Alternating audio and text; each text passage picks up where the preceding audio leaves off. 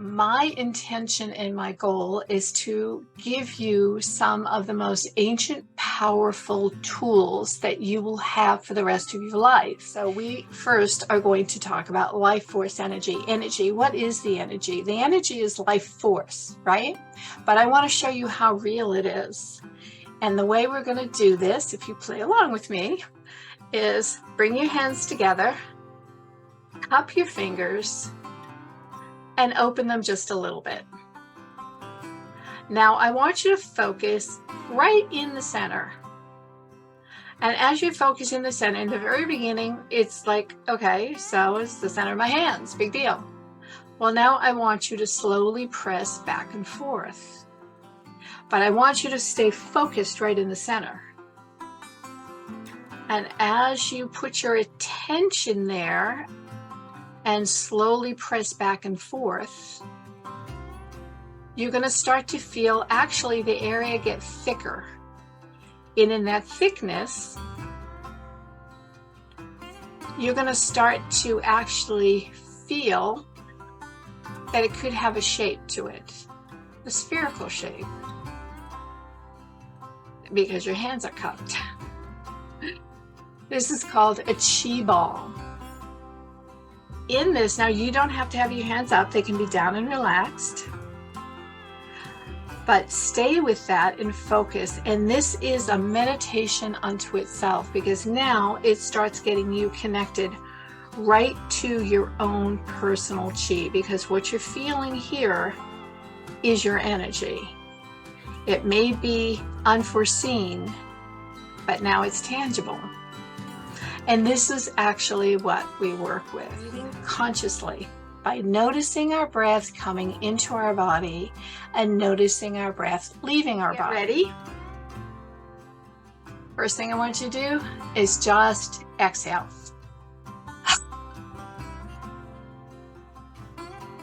Now inhale through the nose. 3, 4.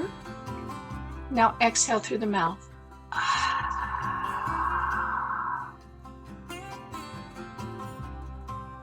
Inhale through the nose. 3, 4. Exhale through the mouth. So clarity is the first thing that we require for change, because we really need to do something different than what created the problem in the first place, or the challenge. It may not be a problem, it just might be something that you don't want it to be that way anymore. So how do you go about changing it? You've got to start connecting into a deeper sense of yourself. The power of gratitude happens to, from a physiological point of view, you start igniting some endorphins. Again, we're working not just with life force that you may think is out there, separate from you, because it's not, but we're also working with the physical body, the mental body, the emotional body, all at once. So the first challenge I'm going to give you is each morning, just write 3 things down on paper, not on computer. What are you grateful for? You don't need to do a big long sentence. You can use a word, which leads me to the next thing I'm going to ask you to do. I want you to write down 3 different adjectives and start with the words I am. Now you can write a phrase, or you can just write a word, but 3 things. And we're going to work with that tomorrow to get you into a place of a receiving mindset. Our unconscious self is really what drives us.